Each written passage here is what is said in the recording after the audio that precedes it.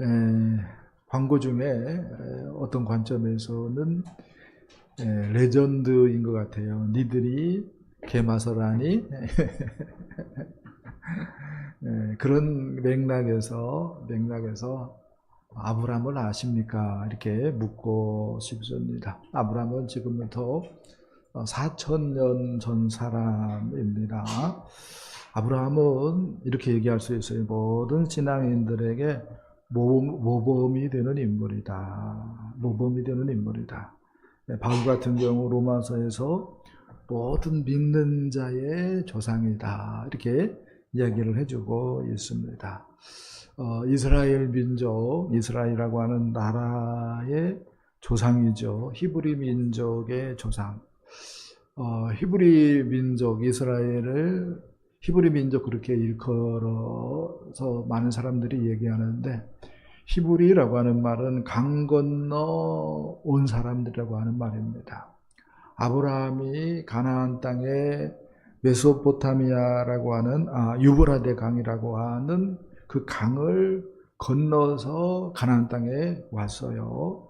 그래서 아브라함을 가리켜서 강 건너온 사람이란 말로 히브리 사람 그렇게 불렀습니다. 그리고 이스라엘도 공교롭게 우리가 잘 아는 것처럼 홍해를 건넜고 그 다음에 요단강을 건넜습니다. 그래서 그런지 이스라엘 사람들도 히브리 사람이라 이렇게 불렀습니다. 아무튼 강 건너온 사람들, 그리고 우리도 어떤 관점에서는 강을 건넌 사람이죠. 세상에서 강을 건너서 하나님 나라에 온 사람들, 그리고 어떤 관점에서는 그 강을 건너게 한 다리를 예수 믿는 사람들은 믿음으로 불살라버린 사람들이다라고 얘기할 수가 있겠습니다. 그래서 세상에 미련 없고 하나님 나라에 올인하는 사람들이 바로 믿음의 사람들인 줄 믿습니다. 하나님은 우리 예수님께서 그랬죠. 하나님을 일컬어서 아브라함의 하나님, 이삭의 하나님, 야곱의 하나님이다라고 얘기를 하는데, 이 말은 여호와 하나님께서 직접 모세에게 나타나서 하신 말씀이기도 하죠. 그렇게 하나님은 족장들의 하나님, 특별히 아브라함의 하나님으로 일컬어지는 것을 굉장히 자랑스럽게 생각하셨습니다. 그럴 정도로 아브라함은 대단한 사람이다라고 얘기할 수 있어요. 그렇기 때문에 구약 성경뿐만 아니라 신약에도 몇 번 아브라함의 이름이 등장해요? 74번이나 등장합니다. 목사님 다 세어봤습니까? 할 때 아니에요. 참고 자료를 봤습니다. 74번 등장을 합니다. 대표적인 것이 쏘놨는데요. 마태복음 1장 1절 읽어봅시다. 아브라함과 다윗의 자손 예수 그리스도의 세계라. 아브라함의 자손이다. 다윗의 자손이다. 누가? 우리 예수님이 할렐루야. 그 다음에 갈라디아 3장 29절 읽어봅시다. 시작. 너희가 그리스도의 것이면 곧 아브라함의 자손이요 약속대로 유업을 이을 자니라. 아멘. 너희가 그리스도의 것이면 누구의 자손이다?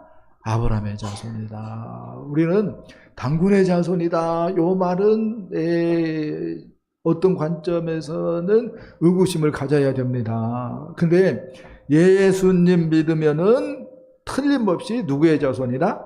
아브라함의 자손이다. 그렇게 모든 믿는 자의 조상이 누구예요? 아브라함입니다. 그래서 믿음의 조상이 누구다? 아브라함이다라고 얘기할 수가 있어요.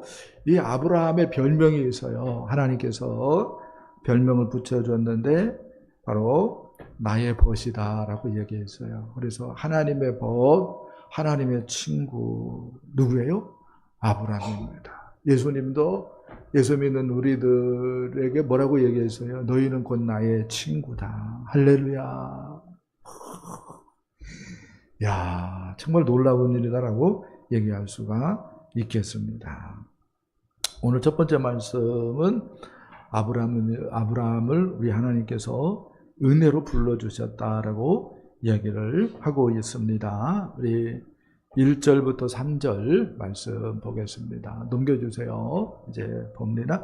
여호와께서 아브라함에게 이르시되 너는 너의 고향과 친척과 아버지의 집을 떠나 내가 내게 보여줄 땅으로 가라.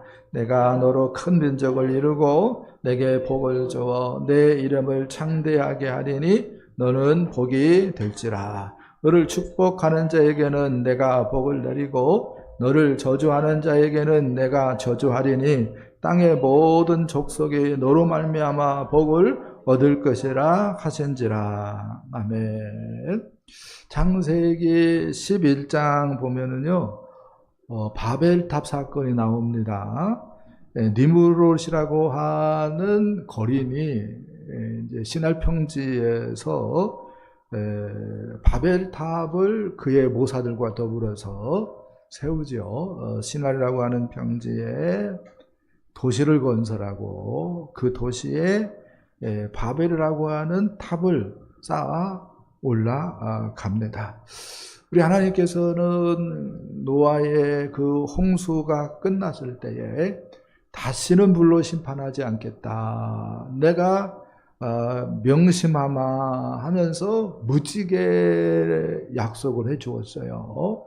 그런데 하나님과 교제하지 않으니까 하나님은 그렇게 말을 했지만 언젠가는 또 하나님께서 마음을 바꿔 먹어가지고 물로 심판해버리면은 우리는 다 끝장난다 라고 하는 생각을 했던 것 같아요.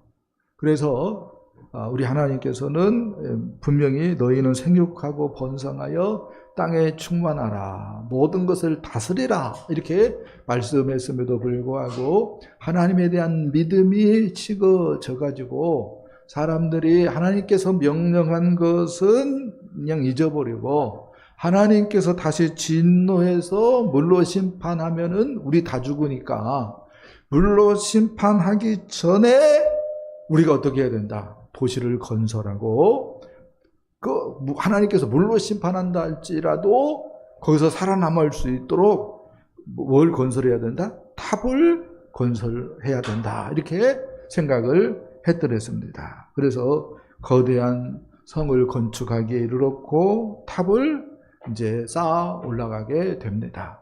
목표는 뭐예요? 하늘 끝까지 닿는 것입니다. 네. 그리고 이제 흩어지지 말고 뭉쳐가지고 탑에 올라가서 하나님의 군사들과 함께 맞짱 한번 떠보자. 그리고 하나님의 이름이 아니라 우리의 이름을 마음껏 높이자. 이렇게 외쳐댔습니다. 근데 결론이 어떻게 됐죠? 하나님께서 내려오셔가지고요, 언어를 혼잡게 했어요. 그때까지는 한 언어를 썼거든요, 사람들이. 언어를 혼잡게 하니까, 말이 안 통하니까. 결국은 어떻게 됐어요? 공사가 중단되어졌고, 이제 말이 통하는 사람들끼리 뭉쳐서 살아갈 수밖에 없는 그런 일이 벌어졌습니다. 그러니까 불신앙으로 뭉쳐가지고 자기의 이름을 높이려고 마음을 먹었지만 그게 뭐하고 말았어요? 실패하고 말았다고 얘기할 수가 있겠습니다. 근데요, 아브라함은요, 하나님의 부르심에 순종해가지고요, 그 모든 복을 풍성히 누린 사람인 줄 믿습니다. 아브라함은요, 그런데요, 어디에 살았을까요? 갈대아 우르라고 하는 지역에서 살았어요.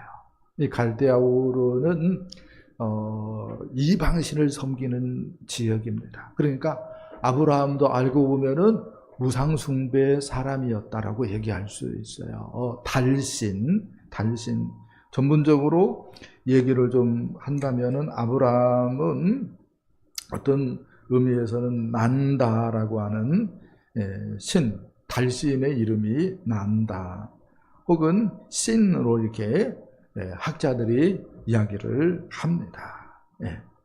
여호수아 24장 말씀 보니까 이래요. 옛적에 너희 조상들 곧 아브라함의 아버지 데라와 나홀의 아버지는 강 저쪽에서 다른 신을 섬겼으니 이렇게 이야기를 합니다. 하나님이 아니라 우상 숭배했다고 얘기를 합니다. 그래서 하나님께서 뭐라고 얘기합니까? 너는 너의 고향을 떠나라. 너는 너의 친척을 떠나라. 너는 너의 아버지의 집을 떠나라 라고 말씀합니다.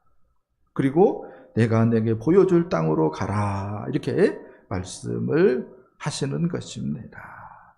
그렇게 하면은 내가 큰 민족 이루어주마. 내 이름을 창대케 만들어주마.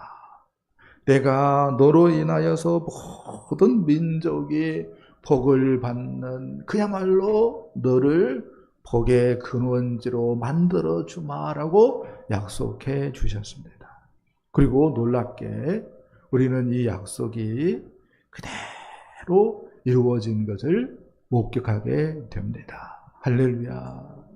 이렇게 얘기하고 싶어요. 아브라함은 조금 하자가 있었지만 하나님은 신실하셨다. 아멘. 그래서 예수 그리스도를 보내시고 예수 그리스도 안에서 모든 민족이 복을 받게 되므로 이 아브라함의 한 약속이 그대로 이루어졌다라고 이야기할 수 있겠습니다. 할렐루야죠. 하나님께서 아브라함을 원래 어떤 사람이었는데 우상숭배자였는데 하나님의 일꾼으로, 하나님의 동역자로, 하나님의 언약 파트너로 불러주셨습니다. 이렇게 얘기할 수 있죠. 은혜로 불러주신 거예요. 은혜로. 이게 너무 감사할 일이고 감격할 일이다라고 얘기할 수가 있겠습니다. 삼성에서 어느 날 나에게 전화를 해요. 여보세요? 아무 계시죠? 입사 허락되었습니다. 내일부터 출근하십시오. 얼마나 좋아요. 그쵸? 얼마나 좋아요. 네, 인류 기업이잖아, 삼성. SK에서 전화가 왔어. 내일부터 출근하세요. 이건 뭐죠? 횡재죠. 호박에 너무 제대로 왔다라고 얘기할 수 있죠. 근데 어느 날 청와대에서 전화가 왔어요. 청와대에서. 내일부터 청와대에서 근무하세요. 직원으로. 이건 뭐예요? 실제 권력이잖아요. 청와대에서 일하면. 실권을 가진 거잖아요. 근데요, 하나님 나라에서 하나님께서 우리를 일꾼으로 써준다는 거야. 이건 뭐죠? 황송한 일이죠. 황송한 일. 아브라함이 그래서 이렇게 얘기할 수 있죠. 감사하고 감격할 수밖에 없었다. 아멘. 우리도 마찬가지입니다. 하나님께서 하나님 나라의 일꾼을 써준다는 거야. 시험 보면은 어떻게 되는데 떨어질 가능성이 높은데 그냥 은혜로 우리를 써준다는 거야. 하나님 나라의 일꾼으로, 하나님 나라의 대사로, 복음의 일꾼으로 써준다는 거야. 이건 뭐죠? 은혜죠. 은혜. 네. 자, 그래서 예수 믿는 사람들은 기본적으로 감사하는 마음, 감격하는 마음이 있어야 되는 줄 믿습니다. 그런 저와 여러분 되기를 예수님의 이름으로 축복합니다. 자, 두 번째 말씀 보겠습니다. 아브라함은 하나님 말씀에 순종하였습니다. 4절 말씀 보겠습니다. 이에 아브라함이 여호와의 말씀을 따라갔고, 아멘. 하나님께서 너는 너의 고향과 친척과 아버지의 집을 떠나라 라고 명령을 하셨어요. 하나님께서 왜 이런 명령을 했을까요? 왜 고향을 떠나라, 친척을 떠나라, 아버지의 집을 떠나라고 얘기했을까요? 갈대아 우르가 어떤 지역이었기 때문에? 우상 숭배하는 지역이었기 때문에. 그러니까 우상도 섬기고 하나님도 섬기고, 이건 믿음이 올바른 거예요? 그릇된 믿음인 거예요? 올바른 믿음이 아니에요. 그릇된 믿음이에요. 그래서 우리가 세상도 좋고 하나님도 좋고 그러면 안 된다는 거야. 하나님도 섬기고 돈도 나는 좋아요. 그러면 안 된다는 거야. 하나님은 유일하신 분이에요. 하나님과 비교 대상이 있으면 돼요? 안 돼요? 안 돼요. 그건 하나님을 무시하는 거야. 네?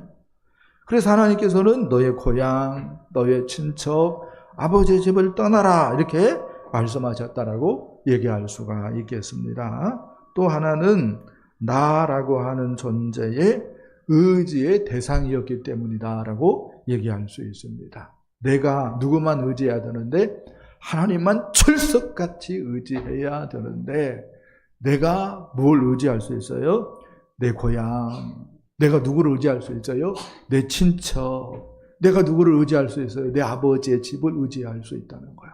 그러면 하나님께서는 이것은 두 마음 품은 거다 이렇게 생각을 하시기 때문에 그래서는 안 된다라고 하는 생각이 있어서 아브라함에게 하나님께서 어떻게 하셨어요? 너의 고향 떠나라, 너의 친척 떠나라, 내 아버지의 집을 떠나라 이렇게 말씀하시는 거야. 우리의 마음이 누구만 의지해야 돼요? 하나님만 의지해야 됩니다. 하나님도 의지하고 아버지도 의지하고 육신의 아버지도 의지하고 그러면은 이게 어떤 마음 품은 거예요? 두 마음 품은 거예요. 두 마음 품은 것은 하나님께서 좋아하셔요? 문제가 있다고 생각하셔요? 문제가 있다고 생각하는 거야. 그래서 아브라함에게 뭐라고 얘기했어요? 고향 친척 아버지의 집을 떠나라라고 얘기를 했습니다. 네. 자, 그리고 하나님께서 이 말씀을 하십니다.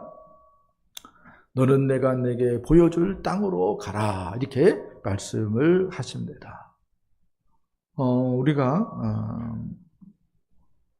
가정교회 삶공부인 그 확신의 삶에서 세 가지 권위, 부적당한 세 가지 권위와 적당한 한 가지 권위를 배우죠.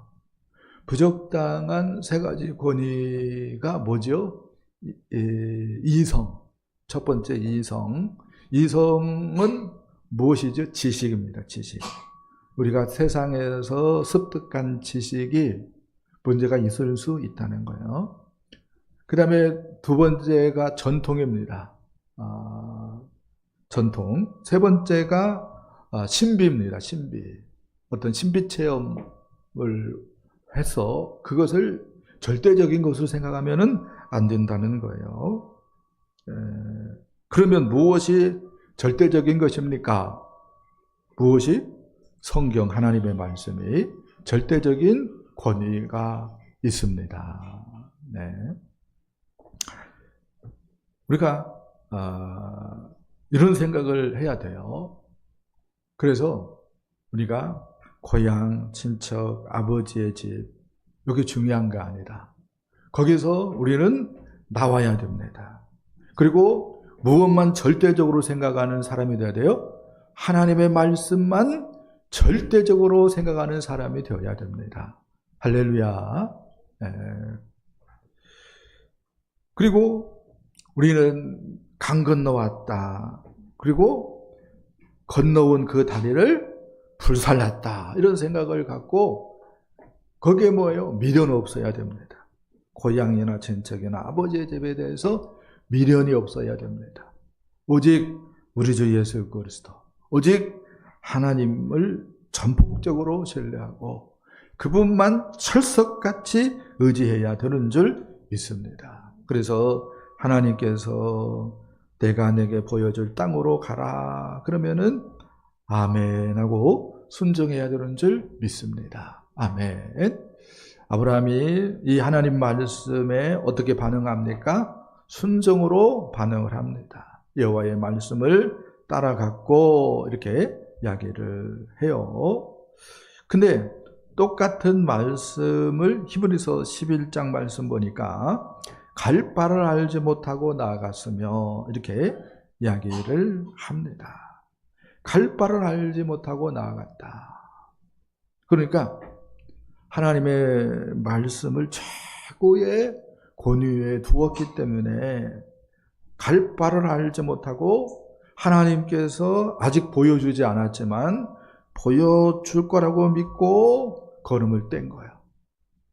그게 아브라함의 여정이었다라고 말을 할 수가 있겠습니다.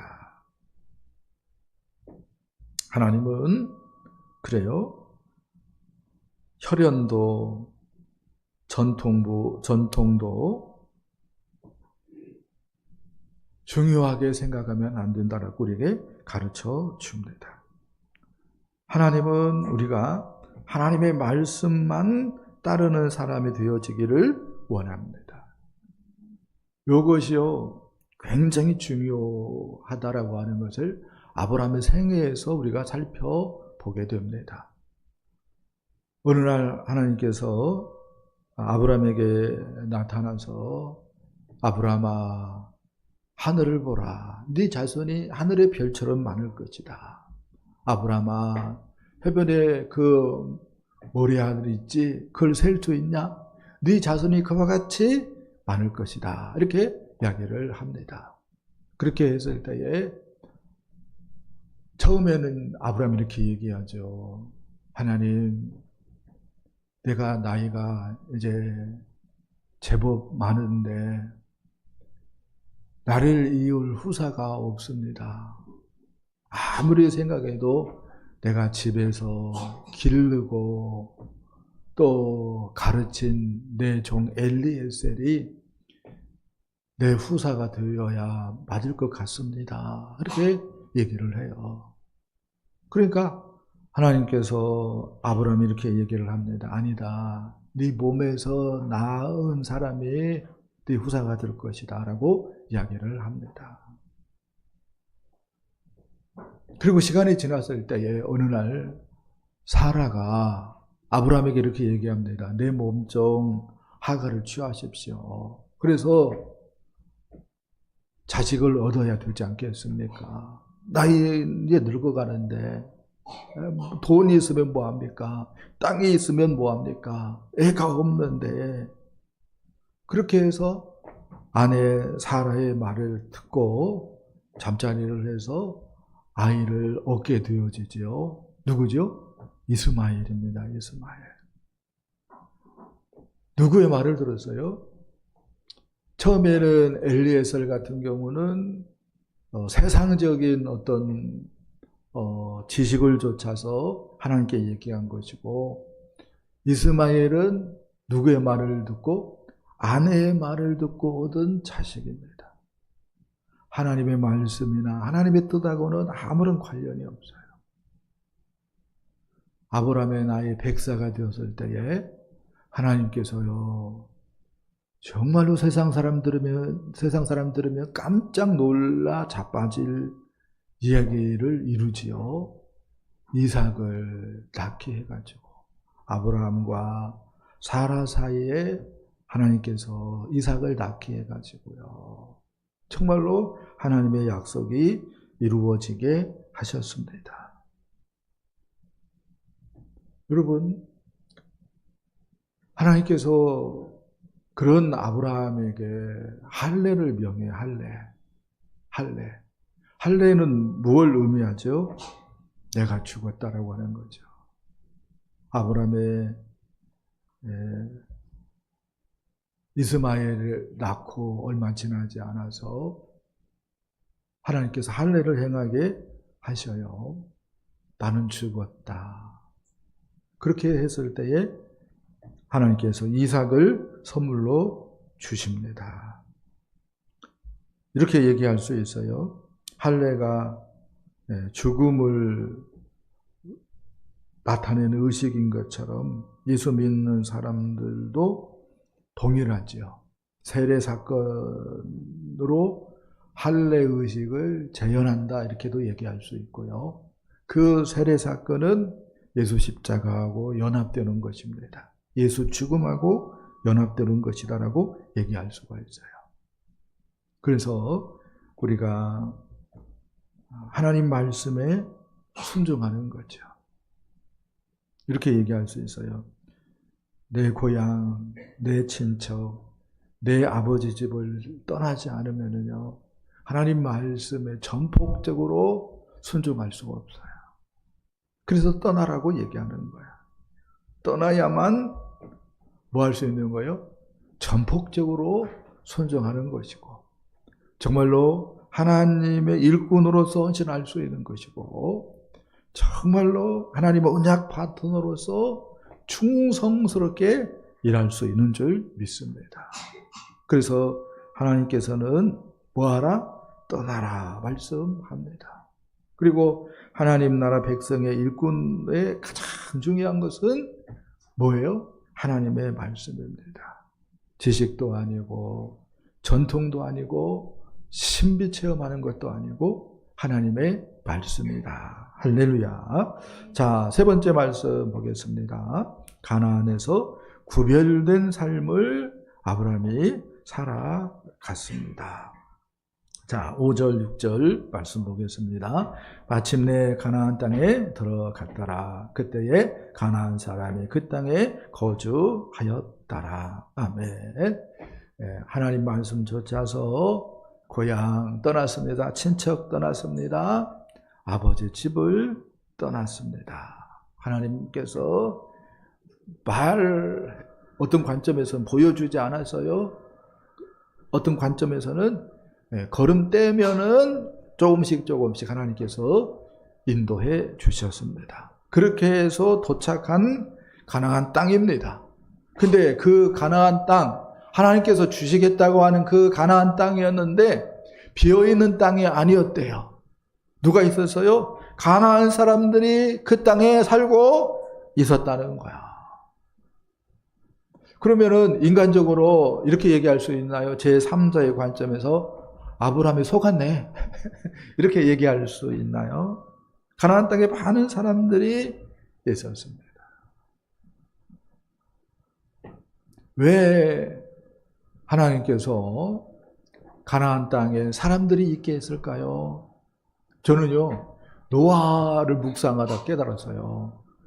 노아 홍수가 있었고, 그 다음에 홍수에 노아가 하나님께 제사를 드리고 나와서 아무도 노아 위보다 있는 사람이 없어가지고 노아가 최고로 나이가 많은 사람. 그래서 내가 왕이다 이렇게 생각하고 살다가 결국은 어떻게 됐어요? 알코올 중독자가 되었습니다. 포도 농사하다가. 그리고 벌거벗은 임금님처럼 살아갔어요.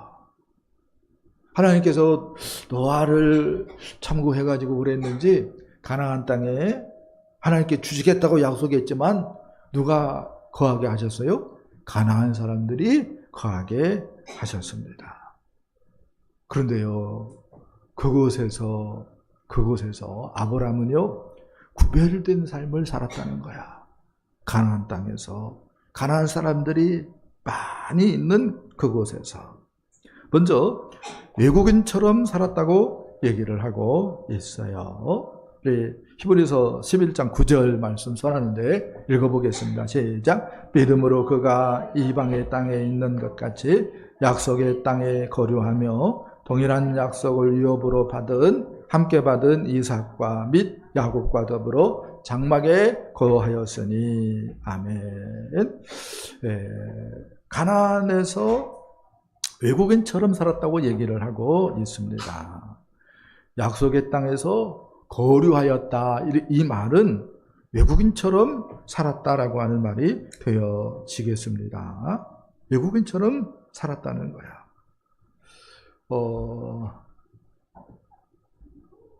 우리가 미국이라고 하는 곳에 가요.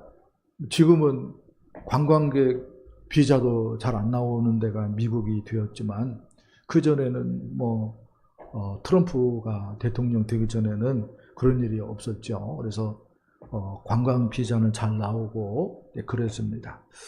아무튼 미국이라고 하는 곳에 혹은 어떤 나라에 가서 이제 거하게 되어지면은 처음에는 영주권이 나와요, 안 나와요? 안 나와요.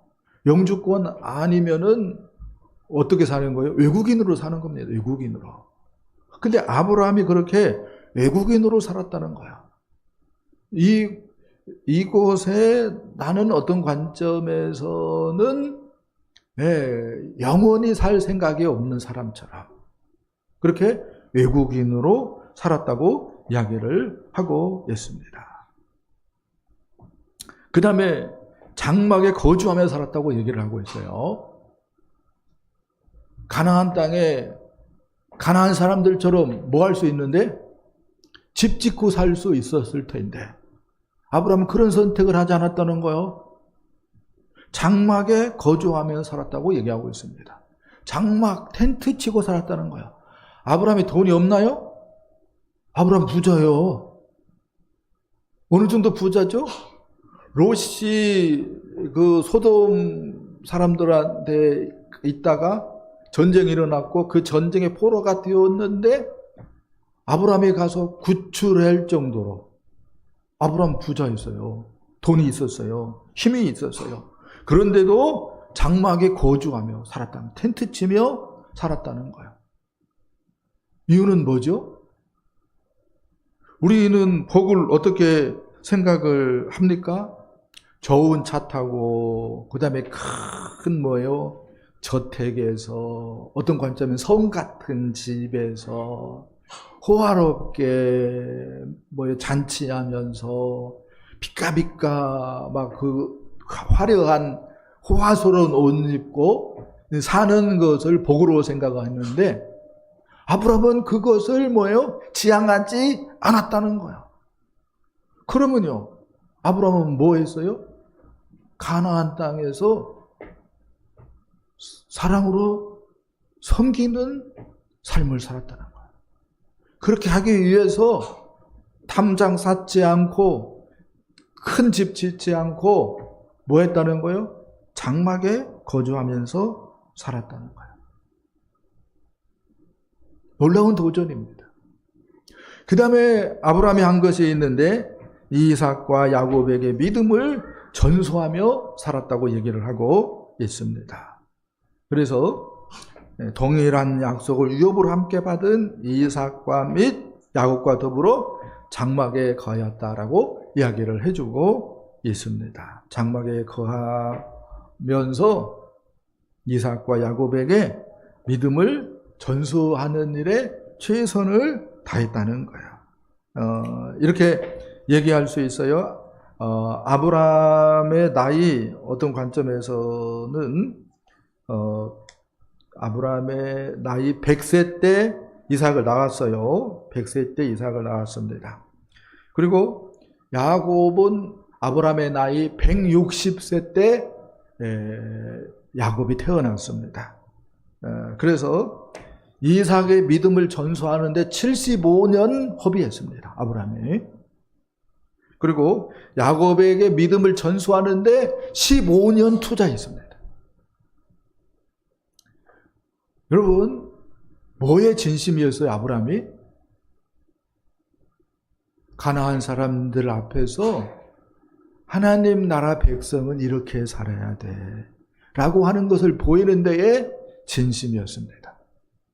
그래서 가지고 있는 그 재물 가지고 돈질을 하지 않고 어떻게 했어요? 사랑으로 섬겼습니다. 그리고 뭐 했어요? 자식들에게 믿음을 전수하는데 올인해서요. 75년 걸리고 그 다음에 15년 걸려도 내가 할 일이다라고 생각하고 거기에 올인했던 사람이 아브라함이었습니다. 아브라함은 이렇게 가나안 땅에서 구별된 삶을 살았어요. 구별된 삶을 살았습니다. 이번 주, 지난주지요. 지난주에 장안의 화제는 교육예산처 장관 이혜훈 씨의 청문이었던 것 같습니다.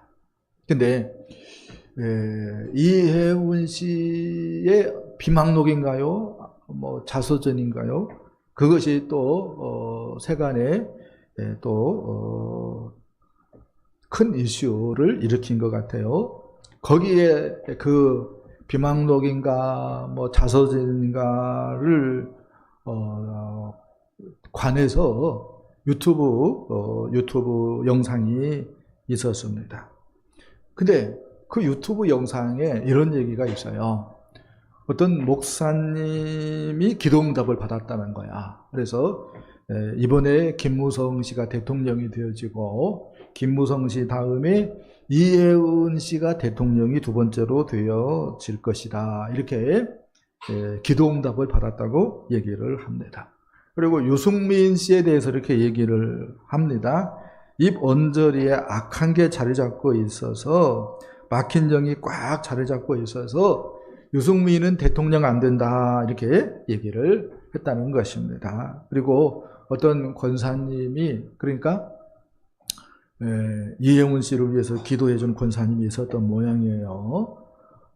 기도하는데 서초갑을 위해서 기도해보니까 숫자 3이 나타났다. 그래서 서초갑에 국회의원 출마하면은 아마 삼선할 것 같다라고 이야기를 해 주었습니다. 패널들이 이렇게 얘기를 합니다. 이게 기독교라면은 무속을 믿는 거하고 뭐가 다릅니까? 라고 이야기를 합니다. 그래요?